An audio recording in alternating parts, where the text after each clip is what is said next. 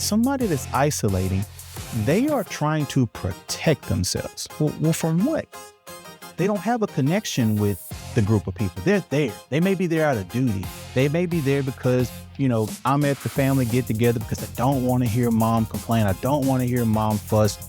I don't want to disappoint anyone and so forth. So I'm going to go. I'm going to muster up the courage to go, but I'm just going to protect myself. Well, somewhere in that individual's interaction or the dynamic of the relationship in that family or in that group of friends or in that work environment, somewhere in that dynamic, this individual feels vulnerable. They don't feel that they have what they need to adequately participate. And so they protect themselves. The way to curb isolation is by being present.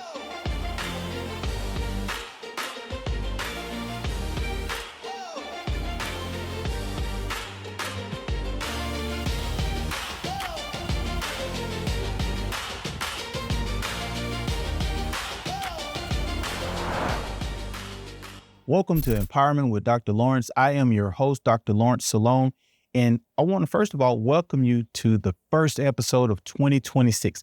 We're going to talk about something that everyone can relate to. So just to put it in perspective, before I talk about what the topic is, the last episode we did, we discussed seasonal affective disorder. So we were headed into the holidays.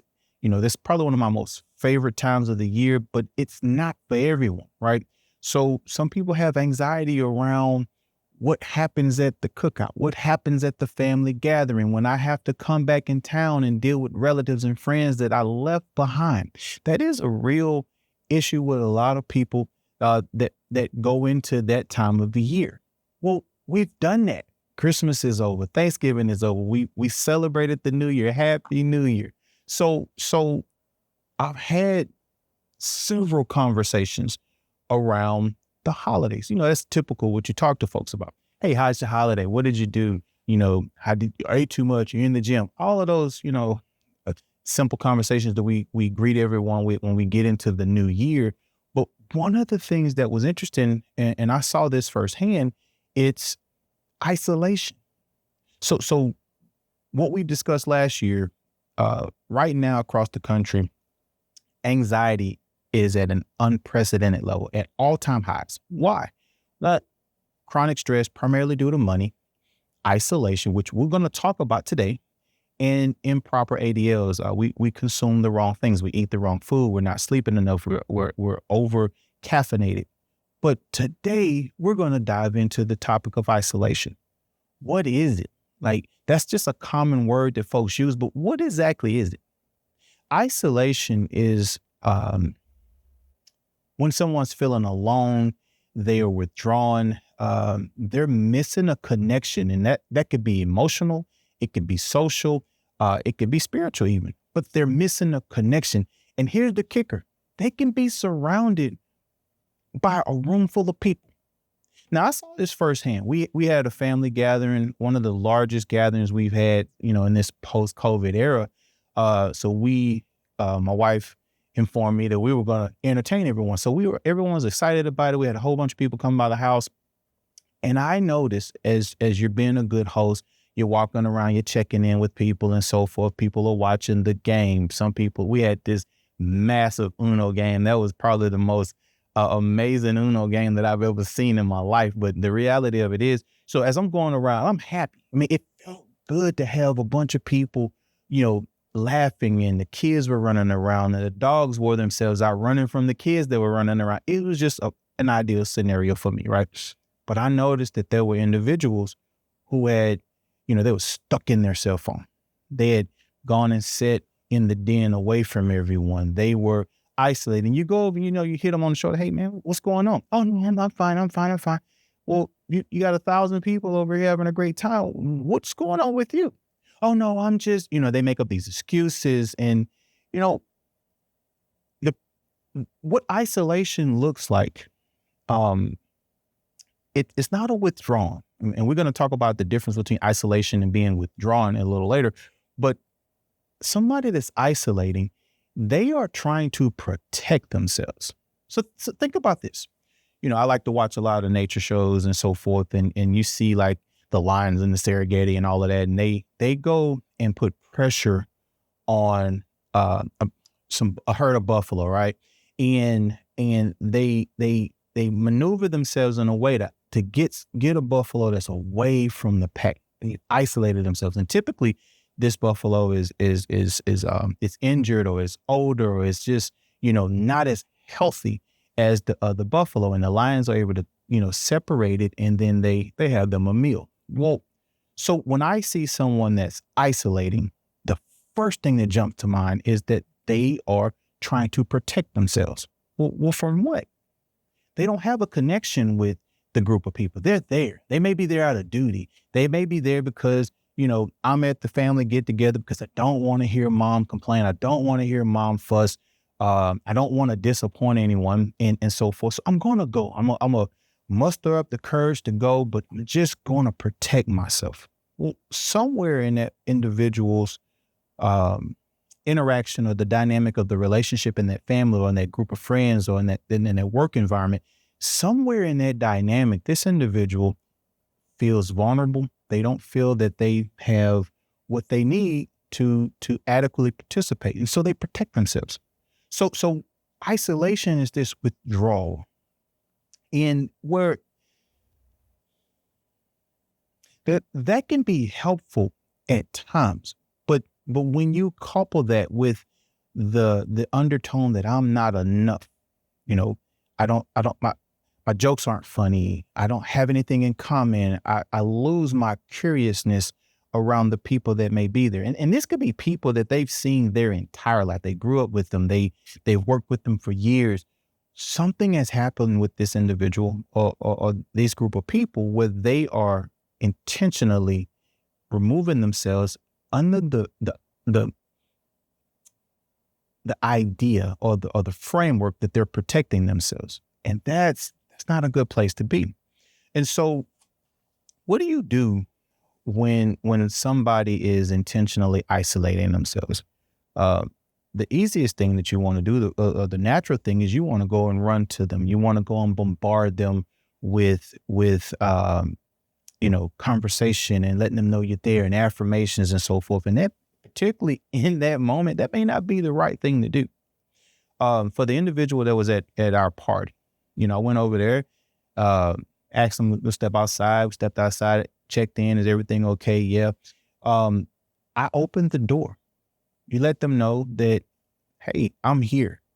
If you ever want to talk, and quite honestly, that discussion may not happen in that party, and nor should it. You should be focused on partying. You should be so focused on your guests and the things that matter in that moment. But what typically happens is, if somebody is feeling alone and isolated, go back to that buffalo. If they're isolated, they're in danger. They're in danger. To what? Great question. They're in danger to their thought process. So if I have an unhealthy thought process, or if I'm not properly diagnosing this or looking at this environment, I'm going to continue to isolate. Now, we see this isolation happen not just in a festive setting. We see this every time. Go to the restaurant. Any restaurant you go to, you're going to see people glued to their phone. They're dressed up. They're on a date, but they're glued to their phone. They're on social media. They're playing Candy Crush, Zumo, whatever. Well, what's happening in this instance? Those folks aren't necessarily trying to protect themselves, but they are filling a gap that we used to feel with our interpersonal interactions. They're filling the gap with that device. They're scrolling on Instagram. They're playing that game, and granted, look, I've done it. I like to play chess. I can get on my phone and play chess, and next thing you know, an hour is gone by. But when I'm with people that I love, if I'm spending money on a meal or going to a movie, I don't need to be on that phone. So some of the behaviors that we see right now happening in this country is that we're isolating. So some of the isolation can happen from feelings of inadequacy. I don't feel like I'm enough. some of the isolation can happen because I am just trying to, I hear this all the time. I'm not trying to be rude. I'm trying to decompress. The problem with decompressing every day, all day, is that you lose meaningful interactions with your loved ones, with your friends, with your coworkers. How many of you have been in a meeting, and if the protocol isn't to put your phones away and so forth, you see people in the meeting on their phone, not checking in with their loved ones. They're on Facebook. They're on Instagram. They're sending messages to someone else, but they're not connected. So you see this same withdrawal. And if you're on the other end of it, so let's say, your wife wants to take you, or you guys want to have a date night. And I encourage everyone to have date night. No matter how long you've been married, you got to have date night, because this is where you keep things all exciting and fresh. It's a new year. You got to be fresh. Take your loved one out on a date. But so let's say, your wife wants to take you on a date, and she's gotten her hair done. She's taking the time to get her nails done. They have a great restaurant, your favorite restaurant, your favorite steak restaurant. She's going to have your beverage of choice and so forth. And you get there and you're on the phone, you're texting people at work. What does that do to her? And flip it. What does it do to him? What you're saying is someone else is more important than me. And so without thinking about it, we end up hurting the people that we love the most, right? A lot of guys that, you work out with and you talk with, they pride themselves. I provide for my family. Okay. You make money. Great. They got a house. Great. You got a bunch of cars, got a bunch of TVs. Cool. Do they have you? Because you, that's the treasure. That's the gift. I remember talking to a friend of mine. His son was into video games and he was into golf. Now his son couldn't hit a golf ball no more than, well, I don't want to go there, but he was not the athletic type, right?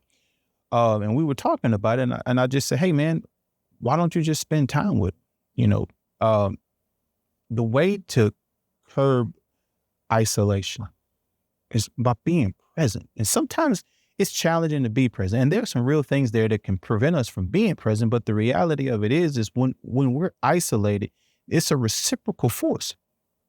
It impacts, that is spending time with folks. That is one of the most intimate moments you can be in, and not intimate in the physical setting, but intimate in sharing my life experiences, sharing the memories, smiles, laughs. I will forever remember this Uno game. They played four rounds, and it was like 8 people. It was the craziest thing you've ever seen, but everybody was happy. It brought everybody to the table. We were at the kitchen table, not to eat a meal. We were at the kitchen table because we wanted to see who was going to win. And then, I learned that there are some very competitive people around Uno. And I'm going to learn how to play Uno because I lost a lot. So, but the memory's there. Here we are, it's a month ago, and I'm still smiling about it. I don't remember the food. I don't remember what I wore. I remember 2 things about that event. I remember the Uno game. I don't remember who played the football games. A bunch of them wasn't worth watching. And I remember the individual that was, isolated. And, if we don't have connections, we're communal people, right? The pandemic didn't do us any justice. We're communal people. We should interact with one another. We need it. Right now, the Surgeon General for the last 3 years has talked about isolation as an area of concern for high school age kids and younger, right? Why? Because it has an impact on the development of the brain. It has impact on the physical body. It is a distraction nonetheless. It is something that, is an issue. When you start talking about social development and so forth, how many of you have gone to the grocery store and the cashier doesn't say, hello, hey, how you doing? Welcome to such and so forth, right? They just check you out, tell you your total, and it's the weirdest interaction. And I remember my very first job I worked at Albertsons, and you know, you greeted the customers regardless of what your job was, whether you're a bag boy, cashier, you're stocking the shelf. You greeted the customers. You looked them in the eye, and you had conversations. Well, we don't do that anymore. And so when you start looking at a generation of kids that are, tethered to their phone, they're tethered to their video games, they have more interaction with someone in a digital medium that may not even be in their state, playing Madden 25 and they're doing these leagues and so forth. They interact more with them than they do with someone in person. That's a problem. I want to pause this podcast right now to invite you to join our community. We're committed to talking about all things faith, empowerment, and freedom, and what that looks like in our day-to-day lives. You watch this far, it will mean the world to me that if you like and subscribe. So, funny story that happened over the Christmas holiday. My wife and I were in Hobby Lobby, and we were buying Christmas ornaments. Not even for this year, it's like for a future Christmas tree. But anyway, we were in Hobby Lobby, and a gentleman passed me. He had 2 daughters with him, and I told him, I said, "Hey, man, enjoy that time with them because they grow up fast." And he stopped me and he said, "Hey, you're Dr. Lawrence." And I was like, "Yeah." He said, "Man, I'll follow you. I listen to your stuff." And I said, "Okay, cool." And that started happening more and more. What I realized is that people are engaging with us. I see it in my DMs. I see it in the communication and feedback we have. I would encourage you to like and subscribe. That helps us shape better contents, help us to really identify this community and get more meaningful content to you guys. So if it would mean the world to me if you like and subscribe and share this with a friend. So back to the podcast. What we see happening with schools now, they have these, I forget what it's called, but they have these little pouches that you put your phone in, and it basically blocks the signal for the day so the kids aren't distracted. What we've seen early on with this technology or with this intervention is that the engagement in school has gone up.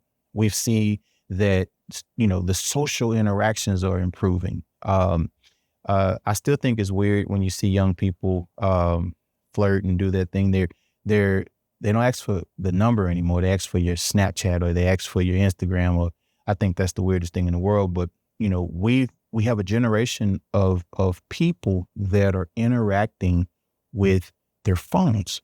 Well, some of the unintended consequences is this isolation. So if I'm not connected to you, socially or emotionally, and I feel withdrawn and now I'm having physical impacts. And again, this is one of the largest contributors to the anxiety that we're seeing in society. Because if I don't know you, whether I'm in the house with you, whether I see you every day at work, if I don't have a relationship with you, I don't trust you, right? Us versus them. And then we go into this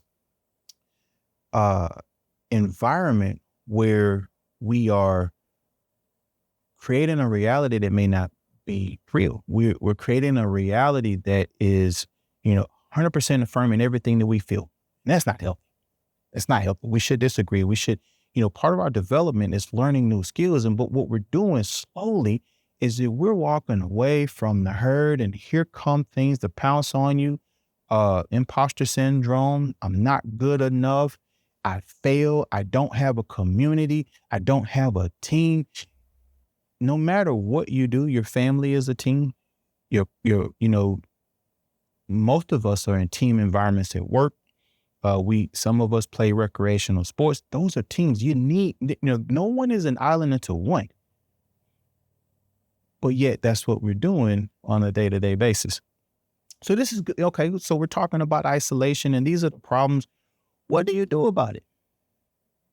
In my latest book, I talked about, I gave some resources, the 7-day, 30-day social detox, talking about a sabbatical.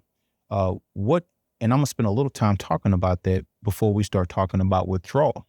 Well, if you are spending more time on your cell phone or on video games or on your hobbies, and you don't have face-to-face interactions, you're not interacting with, you don't see their teeth, you're not making memories, I would encourage you to take a 7-day detox. That's going to be difficult.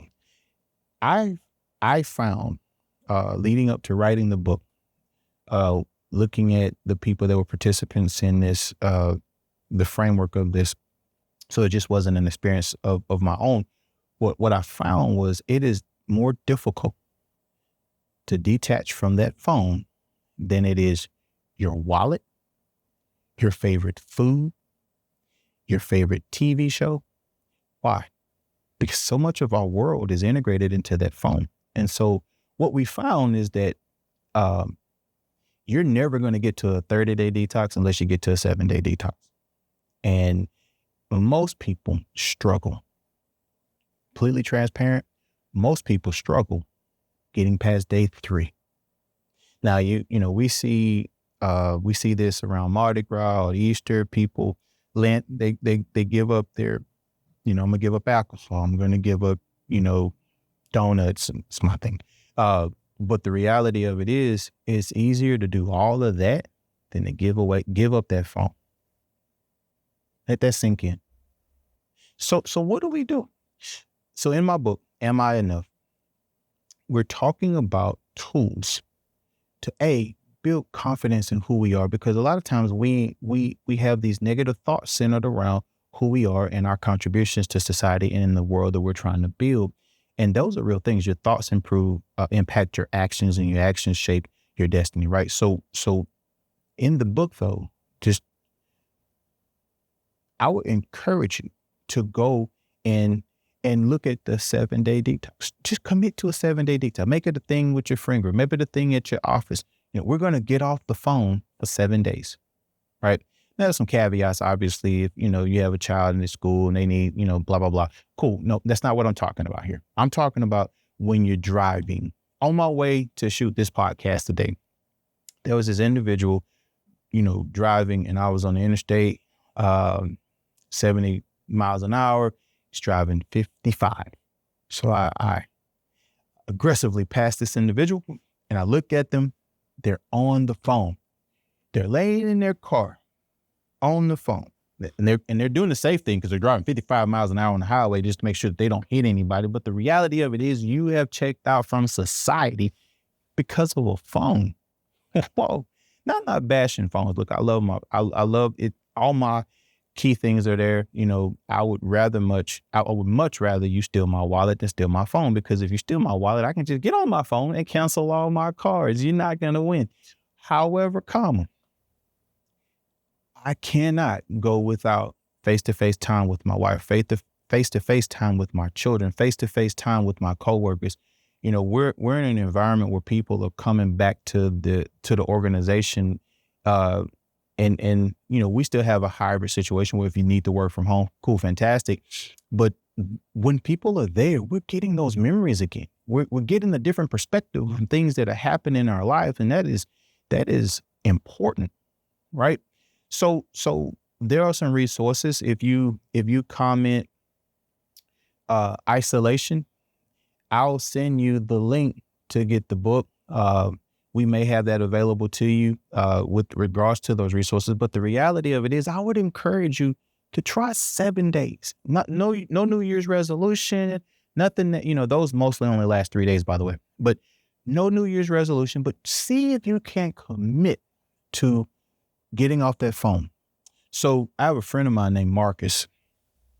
Marcus told me something one day, and this was years ago. He said, you're on that phone a lot. And I was like, no, not. No, man. He said, no, you're on that phone a lot. I said, no. He said, well, prove it. He said, delete the app. And at the time, that was difficult. All right, I him and hawed and all of that. Whatever. When he got away, I couldn't delete the app, and it bothered me. It had more control over me than I realized. And so I ended up deleting the app off my phone, the app, chess app. And so chess.com is the app you can put on your phone. I was playing all the time. I love that game. And what I replaced that with was playing chess with my brother, playing chess with my son, playing chess.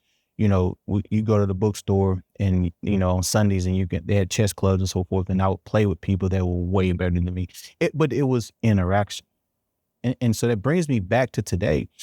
You know, we are driving the train of isolation and this anxiety and the physical impacts that they have. Anxiety can impact your body in such a way that your joints hurt, that it causes increases in cortisol, and your body just reacts to that. And that's, if you have other underlying health conditions, that is just not the place you want to be. It's the equivalent of smoking 15 cigarettes a day. That is not healthy, right? When you compare times that we need to be apart from one another, there's isolation where there's an unhealthy withdrawal because I'm not connected.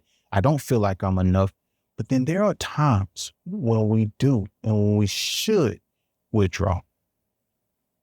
I read this book, The Dip by Seth Godin, and what it said is that successful people quit the things that keep them from being successful, right? When you hear this notion that winners never quit and quitters never win, and that he dispels that, because that's not the truth.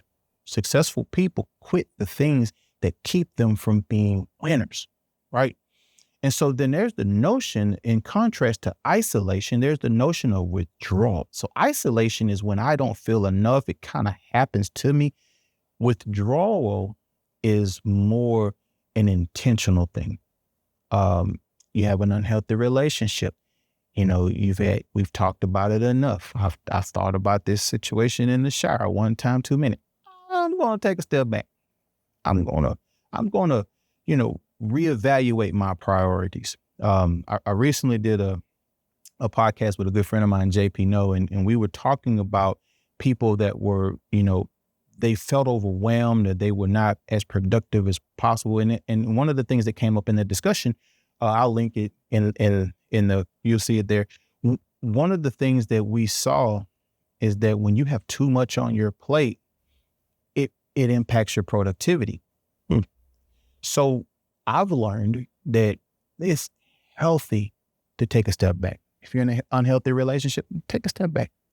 Let me evaluate what I did in this situation. What did I contribute? What did I do to cause this? What's really going on? What am I dealing with? Withdrawing is effective. When I first started PTI, I would take a sabbatical 3 times a year. And so for three times a year, I would go for 3 days, no cell phone. I would go to a place and I would, no cell phone, no TV. I'm not interacting with anyone. I am resetting. And it is such an amazing and productive environment when you can reset. So withdrawal is something that I encourage. It's healthy. I would do it I would actually go on a sabbatical, and that's a faith-based thing where you're talking with God. You're looking at the challenges that you have currently, and you're getting to the truth. What is the truth? I have a situation here that I don't like. I have a situation that I'm unsure about. You're getting along with God.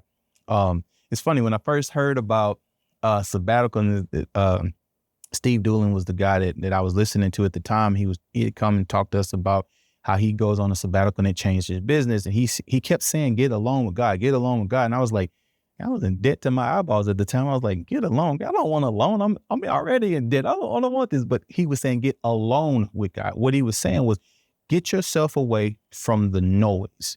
Get yourself away from the fire and understand what's going on. Sometimes you have to take a step back. When you're in a competitive football game or you're competitive with any kind of competition, sometimes when things aren't going your way, you don't just trudge through it. Sometimes you take a step back. And in that taking a step back, you may see things that you didn't see before. That's amazing. And so what's the difference when someone withdraws and they go and they're talking to God, or they withdraw and they're trying to, figure out their a problem at work or whatnot? What's the difference between that and isolation? It's the voice that you're listening to. When you withdraw, you're trying to solve a problem. It's intentional. I am, fully capable of dealing with this. I am enough. I just need to figure out. I need to get to a place where I can see. Isolation happens when you are not enough, or you feel that you're not enough. And it's, when someone is in that space, there's a lot of work that needs to be done to get them to a healthy thought process so that they can go and tackle the things that come their way. Because what I've seen, going back to isolation, I've seen individuals perform amazing at work and their personal life is in shambles.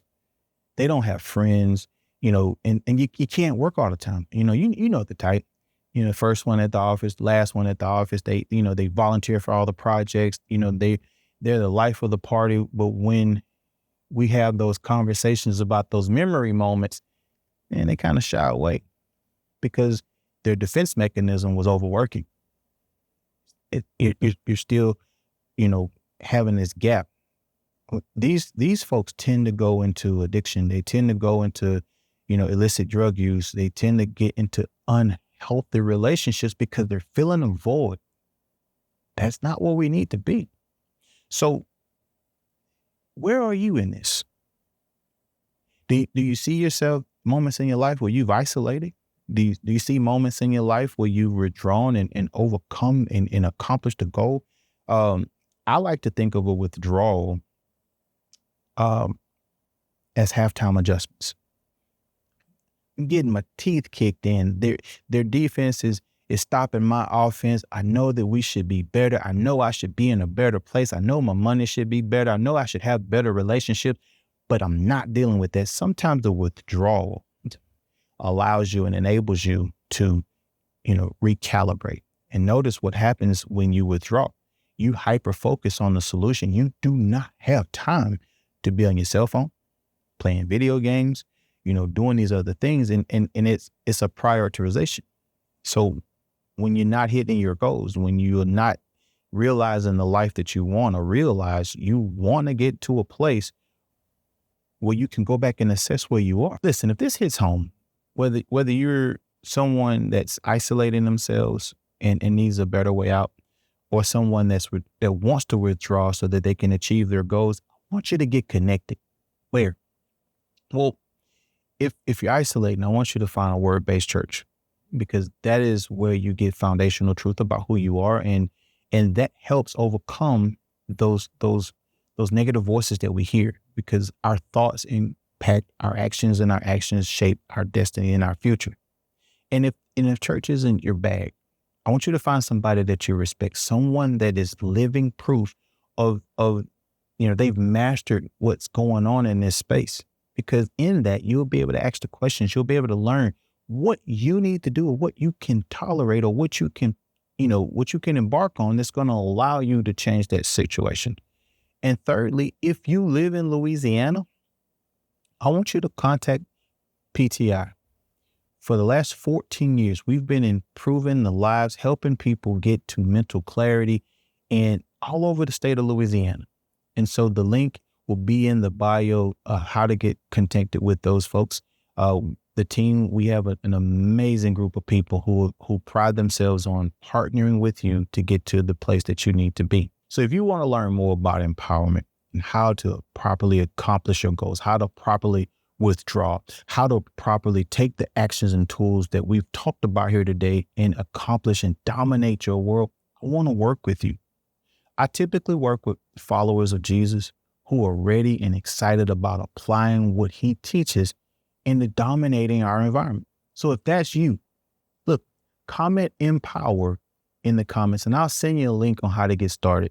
We're taking a few new clients for the 2026 year, and I'd love to send you some resources and see where we go with that. That being said, this has been a great first episode of the 2026 year. I'm excited about the things that we're going to talk about this year. I'm excited about the community and the way that we're growing. And so until next time, this is Empowerment with Dr. Lawrence, where we build faith, empowerment, and freedom. I see you next time. All right. Do you think withdrawal, if not done properly, can lead to the road of isolation? Oh, 100%. So we're going to protect ourselves, right? All things being equal, we're going to protect ourselves. Our body is wired for that, fight or flight, right? So when we're in an environment where we don't feel safe, we're going to withdraw, right? So let's there's always a catalyst, a problem. So I'm not performing. So let's stay with sports. I'm not performing well on the court, right? That's what halftime adjustments for. You're withdrawing. It's just a scheduled withdrawal in the game, but you're withdrawing. Sometimes if you're frustrated on there, your coach timeout, he gets you on the bench, he's talking to you. It's allowing you to see the world at a different space. But notice in this example, the coach pulled you to the side and he's there talking to you about, hey, you're getting picked. You're not shifting your weight. They're getting by you because you're not doing something. And there's a coach there. There's a constructive criticism there. If someone's in church and I don't have the proper relationship, well, it says love my neighbor. Well, love covers a multitude of sins. So what does that mean? That means you have feedback, something that's telling you, hey, you made a mistake. Cool. Still love you. This is how we shift and get back in the game. The interesting thing is when that coaching isn't there, right? And not everybody knows how to coach. You develop those skills over time. But when that coaching isn't there, then it becomes, oh man, I made a mistake. Coach is going to bench me. Oh man, I missed this again. Or she told me that and I'm not good enough. Or man, I made a mistake. A lot of times, for the individual that I talked about, that we saw for Christmas, everything was amazing until they made one mistake. And so, the pressure that someone has to be under to live a perfect life. And when they make a mistake, they don't have that coaching that says, hey, it's okay. Personal story. When we did our first expansive location, I failed miserably. I lost $588,000. I hate saying it. It's just, it was an uncomfortable experience. But that was the first time that I really failed. And I was down in the dumps, man, for like 6 months. And my wife, she said something one day. She said, you're not a failure. And you failed, but you're not a failure. And for the first time since I lost the money and we did the coaching and did all of this stuff and someone came in and said, you need a year to get done. We did it in 3 months. The change for me, the energy for me came when I disassociated my mistake with failure. Failure is permanent. Failing is just growth. And so, yes, if we have a situation that we don't like, you need to get back into the herd as quickly as possible. Oh crap, the lions are coming. You need to get in the middle. Excuse me, pardon me. Let me get in the middle here. I need to be protected. And that's where coaching comes in. That's where feedback comes in. That's where mentorship comes in, because we're going to make mistakes. I mean, I'd imagine, I don't know the number. As a scientist, I would want to know the number, but we make mistakes all day, every day. And the difference is if you have that repetitive voice in your head that you're not enough and you make a mistake and then it happens again and then it happens again. And so pretty soon you stop showing up to the parties. And if you do it begrudgingly, because we have this company event, the mandatory fun time. People that say mandatory fun time, to me, I'm thinking to myself, why are you isolating? Generally people like you. Even when there are, low levels of conflict, I still want you around. I don't necessarily need to agree with you about everything, but I want you around. You bring value, but somewhere that individual has lost their value proposition. And that's exactly where coaching comes in. So it can start off as a protective measure, and both are protective measures. I want to win the game at life, at basketball, at golf, at chess. Sometimes I got to take a step back and get training and get, plussed up. But you shouldn't do that by yourself. No matter how successful you are, no matter how astute you are, no matter how smart you are, you shouldn't do that by yourself. The community, there's again, that's almost a superpower, having a solid team. When you have a team and someone has your back, there's nothing like it on the planet. Nothing like it on the planet.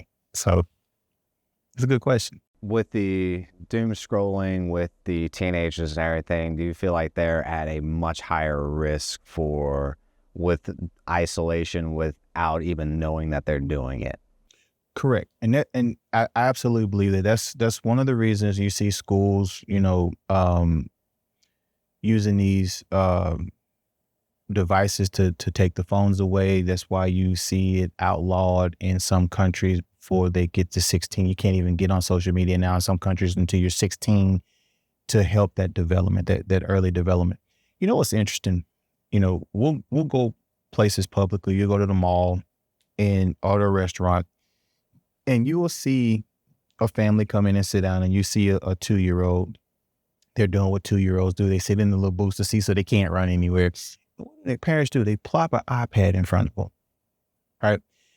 To mention dopamine, yes, the colors on the phone are the same science that goes into the casinos to keep you in the casinos for hours without time. There's no clocks in the casinos, the bright lights, and it is intentionally wired to keep you there. Right now, I like to, Gary Vee said this in the podcast recently. He coined the term interest media. It's not really social media anymore. You're not really interacting. That doomsday scrolling is really because, this, and we saw this develop because of TikTok. The doomsday scrolling now happens because I'm just going to keep feeding you what you like. So if you like donuts, oh, well, cool. I'm going to give you glazed donuts. I'm going to give you chocolate donuts. I'm going to give you strawberry filled donuts. I'm going to give you hot donuts. I'm going to give you fried donuts with a hamburger patty. And we're going to call that Burgers R Us. Like, I'm going to give you everything that you need because I want to keep you there, because the more I keep you there, the the cynical side of that is they're making money off of you. The more realistic personal damage that's happening right now your relationships are impacted. Here's the reality. I don't even want to go and talk to you. I don't. Why? Because I'm getting everything I need, all my stimuli. So yes, dopamine is being overloaded, and that is a danger that's there. And this is why we saw that it's hard. If you can do the 7-day, the 30-day social media detox, it's easy, but you got to get the 7 days. If you do the whole 30, just in terms about, delayed gratification or just moving into a more healthy environment, for the last decade, we'll try to do a competition at the top of the year. We're going to do a whole 30. We're going to eat right for 30 days. And it's the whole 3, or the whole 3 hours, because we crave the things that we crave. And so the lights on the phone or whatever your interests are, if you're a hunter, you're going to see every hunting thing, every hunting advertisement, that's known to man. And now they have it to the point where what we talk about, you start seeing in your feed, and it's amazing. So, there is a danger. I don't want to say it that way, because this whole programming platform is about empowerment. We should be aware that these things are happening. I'm not saying it's easy. I mean, I like what I like, but set limits. You see these jokes and memes of someone who goes into the bathroom. It's 3 hours later, they come out with the leg all numb and everything. Why? Because they've been in their interest media, and they're consuming everything that they're interested in, or they're playing that game. And those games are, it gives you just enough success and just enough challenge, and it taps into this competitive side, and you want to go, and then you lose, and then now you go reach for your 50-cent coin, and then you reach for your $5 block of things, and now you're $100 into this in 30 minutes because they got you hooked. And that is very, from a business strategy, I think it's phenomenal. I applaud them. I think this is amazing. I'm like, oh, that's some engagement, but dealing with the realistic effects of that environment, man, that's, it's destroying the fabric of our society. So when my friend Marcus challenged me to delete the chess app, I didn't think I had a problem, because in my mind, I didn't spend a lot of time on it. But I did. Now the iPhones or the smartphones tell you how much, what you track your time and do. And you can comically set time limits on these things. And, but it also conveniently gives you the ignore function. You can ignore it for 30 minutes, or you can ignore it for an hour, or you can ignore it for the whole day. And next thing you know, 3 hours later, your legs are numb, and you're trying to, figure out what happened to my day. One of the things that's interesting, one of the things that I share with people when we work one-on-one is a replacement theory. So people, I don't have time. Well, we do. Everybody has time. When someone tells me that they don't have time, what you're telling me is that it's not a priority to you. So one of the things when you have coaching, we come in and I challenge you. Okay, give me your goals. They'll tell me, I want to lose weight. Oh, cool. Yeah, leave the donuts alone. I don't want to do this. Oh, okay, cool. What's stopping you from doing that? So this is where that withdrawal comes in. In coaching, you can do that. So when there's an accountability factor or accountability partner that's going to walk you through that, hold you accountable. Like, I'm not worried about what you think about me because I want you to be better. I want you at the best version of yourself, right? So when we enter into what I call replacement theory, we're going to replace the 3 hours that you're spending on the toilet playing Candy Crush or doom scrolling, and we're going to replace that with gym time. We're going to replace that with little microcosms of assignments and build those muscles up. So if you've not worked out at all in 2025 and you see this, they have this military gym body in 30 days stuff that pops up on, and you got this, I don't know if it's AI or not, but they got these 90-year-old dudes that are ripped. And I'm like, dang, if a 90-year-old dude, I can do, if you buy into that hype and you run into the gym and you try to slap, whatever kind of weight on the bar, you're going to be in the doctor's office because you're going to pull something. But you take it gradually. Even when you are, even when we do clinically, when we're trying to detox someone, you don't just stop alcohol cold turkey. You have to kill you, like legitimate. It'll kill you because your body is craving for these things. And so when you start looking at how to develop the skills needed, the replacement theory is one of the things that we do. And we get to an environment where there is accountability and we celebrate wins. If you have a low self-esteem and you don't matter and we go in and celebrate a win, now you're building community, a healthy community. And at some point in time, you ride the bike by yourself. Faith, empowerment, and freedom. Empowered people, free people, free people, free people. And that's one of the things that I love to do with regards to when I work with individuals one-on-one, coaching and so forth, is to help shape the future that they want to bring. But yeah, absolutely, man. And please understand, stopping social media cold turkey and you don't have anything to do, you're going to be back on it in 10 minutes. Like, you can go to your favorite restaurant. You could be with your favorite person, wearing your favorite outfit. But if you haven't broken that hold, it's going to dominate your life. That sounds like bondage. I'm not into bondage. That's a good question.